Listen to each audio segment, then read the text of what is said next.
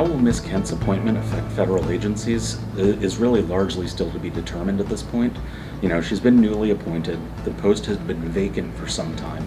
But so far, from everything that I've seen and read and heard, the previous CIO actually has a pretty high opinion of her and what she's going to be able to accomplish.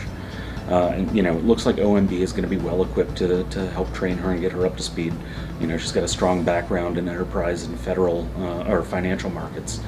She doesn't have as much of a background in the federal market, or really any at all at this point. So that's really going to be the largest shock to her as she's trying to get used to this new environment.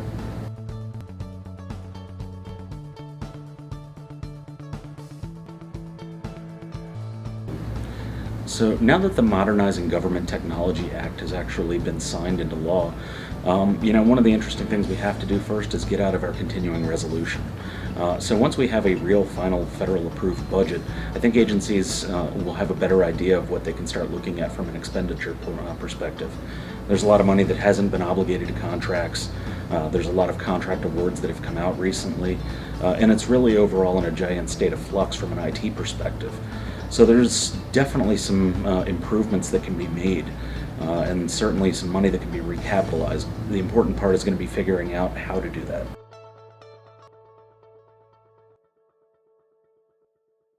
So where would I start with that? I think that I would look at the current refresh efforts that are going on, network modernization.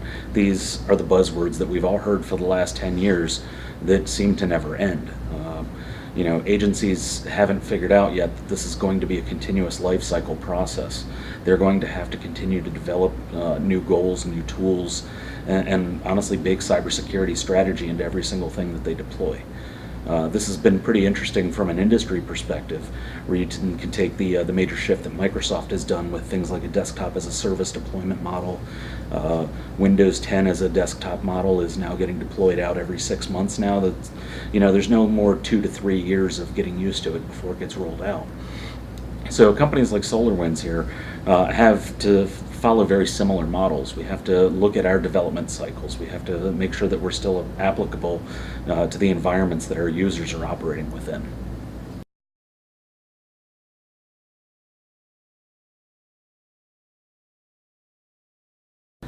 So how do federal leaders balance things like modernization initiatives and meeting policy and mandate requirements? That's actually a really interesting thing. It's very, very difficult to achieve.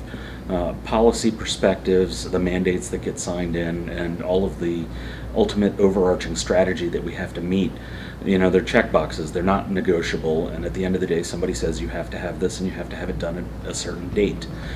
Recently the U.S. Army went through this with their desktop modernization initiative. They're about 90% complete on that, and anybody who's not at the deadline is simply going to be cut off the network to make sure that they're 100% complete. So that's some of the challenges that can come into play here. From a modernization perspective, we need to keep those policies in mind as we're building these solutions. Network architecture has evolved over the years. You can no longer just be the network guy, the systems guy, the desktop guy. You have to actually keep everybody's environment in mind when you're developing a new solution. They all work together in a lockstep.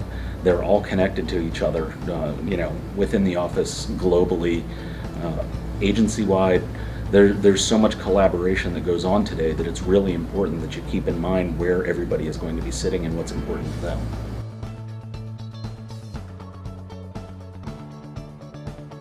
So agency CIOs are actually going to have a lot of challenges coming up in the next year or so.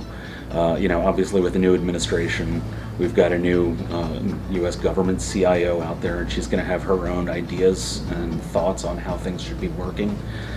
They're going to probably need to start collaborating a lot more. CIO is a really difficult role to fill, and it's constantly evolving. What we need to do here, like myself at SolarWinds as a CTO, is make sure that we're providing applicable products, that we're meeting all of the minimum, and striving for maximum security guidelines that the U.S. government or from anybody is really setting for us. Because you look at the commercial marketplace and they tend to follow the government perspective as well.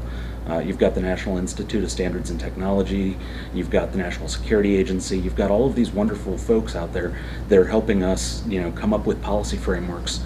And that has to matter with our products. Ultimately, what we need to do is deliver a product to our customer that meets all of their requirements, that's easy to install, easy to use, and fits well within the government budget regulations.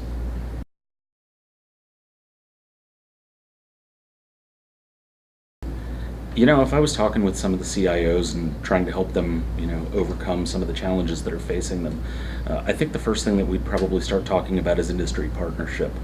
We need to understand where they're at and to be able to help develop the best products. From that perspective, we also need to have a continuous feedback model so that, after they've bought it and they've installed it, how is it running? What does it do that they would like it to, do less of? What is it not doing that they would like it to do more of?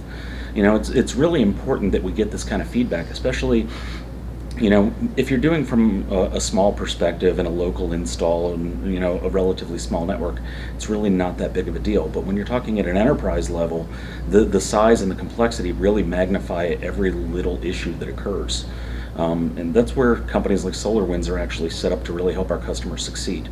You've got to understand the federal mindset. You've got to be able to prepare them, with support tools that are going to help out. Understanding that these might be coming from classified networks where we have support challenges. We can't ask for log files. We can't get certain detailed information. You really have to do the best effort you can to get it up and running and understanding, at the end of the day what it's about. And it's really helping the U.S. government achieve its mission. Each agency has its own mission, but, at the end of the day, it's really about the American people saving lives and national security.